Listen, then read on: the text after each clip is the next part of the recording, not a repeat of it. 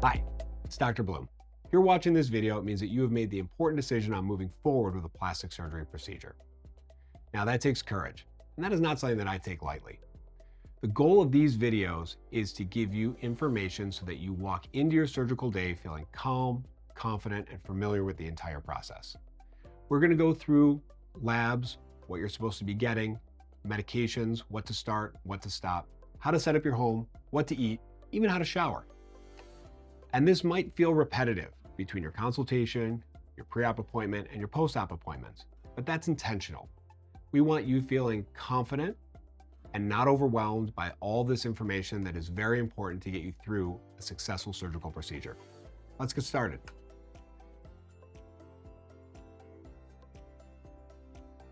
Before your surgery, we need a few things in place medically.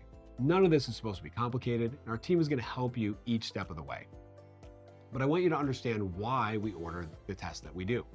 A basic metabolic profile, or a BMP, is used to look at electrolyte imbalances, as well as your kidney function. A CBC, complete blood count, is used to look at things like anemia. Patients over a certain age, in their 6th decade or above, or those with cardiac history, are going to need an electrocardiogram, or an EKG. That allows us to look at the electrical activity of your heart to make sure that there are no abnormal rhythms. For anyone undergoing breast surgery, we need a mammogram on file within the last year. Now, if you've had any of these tests done with your doctor already, you can just get those results over to us. And if they're within a certain window, we'll be able to use those. This is not supposed to be a hurdle, but just making sure that we have all the information that we need to get to your anesthesia providers to make sure we get you through the surgical procedure in the safest manner.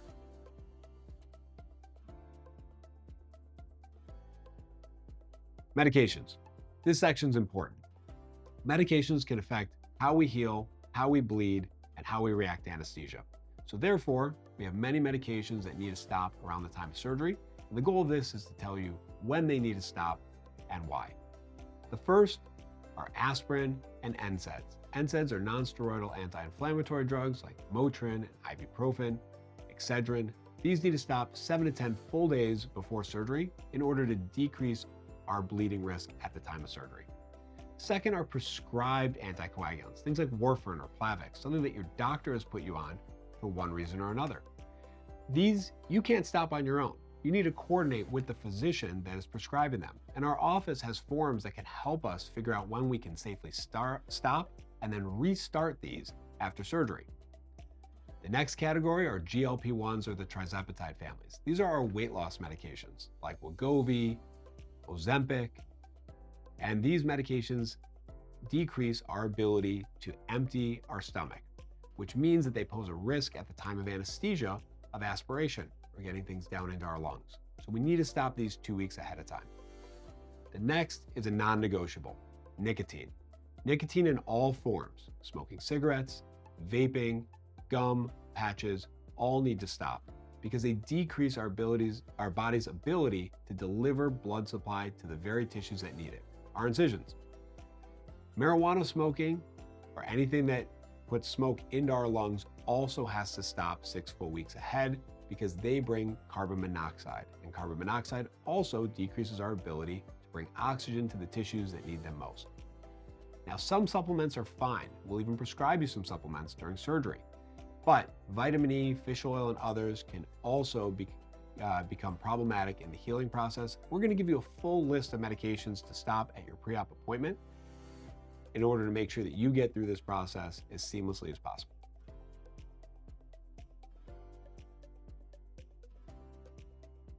Before your surgery, we will be sending prescriptions electronically to your pharmacy. Now, this will differ patient to patient based on the needs of the actual procedure, but they're going to come in a couple main categories. The first is an antibiotic. Most patients will take a perioperative antibiotic in order to decrease infection rate. These will start the night of your procedure after you've already had surgery. The second are pain medications. We use both non-narcotic and narcotic pain medication, and we really tailor this to the procedure that we're doing. If you're on a narcotic pain medication, you're also going to be given a script for Colace. Colace is an over-the-counter stool softener. Sometimes your insurance will fill it, other times you have to pick it up in the pharmacy yourself. The next is something that we're going to give you while you're here in the office at your pre-op appointment. That's Arnicare. Arnicare is made from Arnica, Montana, and it is something that decreases bruising and inflammation after surgery. You'll be starting this one 48 hours in advance of surgery, the only medication you have to start before your surgical procedure. Now, we're going to give you a summary sheet of what you should be picking up, but this can be confusing, so don't feel ashamed to reach out. It's okay. There are no silly questions.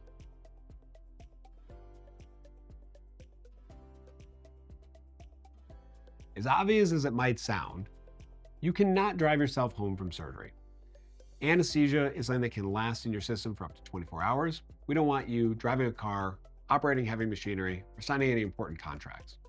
We also want to make sure that you have a responsible adult with you that first night of surgery, and potentially up to 48 hours after.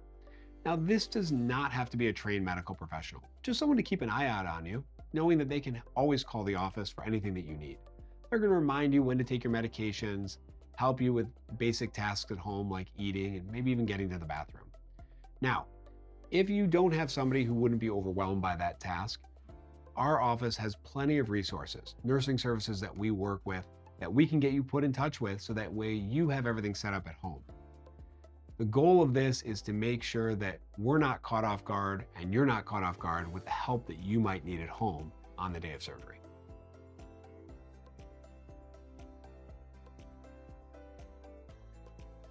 Your surgical coordinator is going to help lock in important dates and times for your entire recovery. The most important is the day of your surgery. That is going to be where you're having surgery, by location, and what date.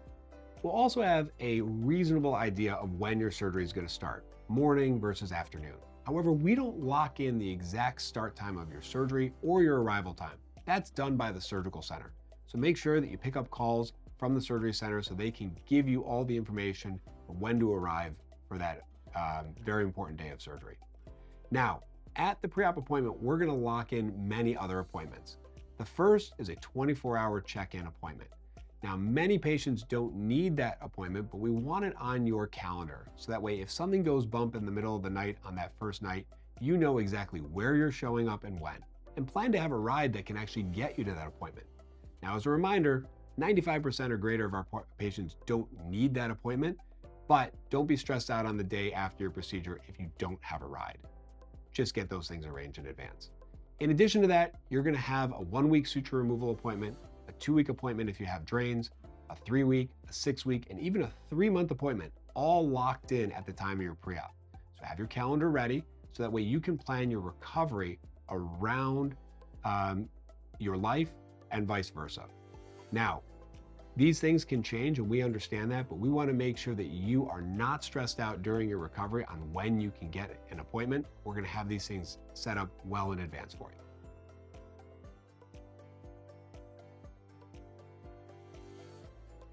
Before your surgery, set up a comfortable recovery station within your home.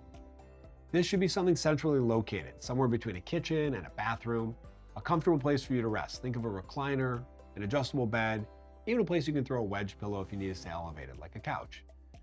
You want to make sure that this is set up well before surgery so that you're not overwhelmed when you get home from the operating room. Now, when it comes to food, it's very important that we think of high protein foods, things like Greek yogurt, protein bars, eggs, things that are light on your stomach, but provide you with the building blocks for healing. In addition to that, you're going to want lots of fluid options, whether they're electrolyte drinks or just water. You want to make sure that you stay hydrated. And fluid is more important than food in most cases. Now, also make sure that you have all of your prescriptions filled and nearby at the place that you're actually staying. In addition to that, think of the entertainment that you're going to want. You're going to be a little bit bored in the recovery process. So you might want something on your e-reader, maybe a podcast, an audiobook, or Netflix. Whatever it is that that's going to keep you entertained, just make sure that you got plenty of material to work with. In addition to that, we have created and curated a post-op shop. They're Amazon shopping lists that you can have sent directly to your house. So whether you need gauze pads, lipo foam for compression, Tylenol, or even specific shampoos, they're all on your list that are specifically curated for the procedure that you're having. Make sure that you've ordered these things ahead of time so that you don't have to wait for them to arrive during your recovery.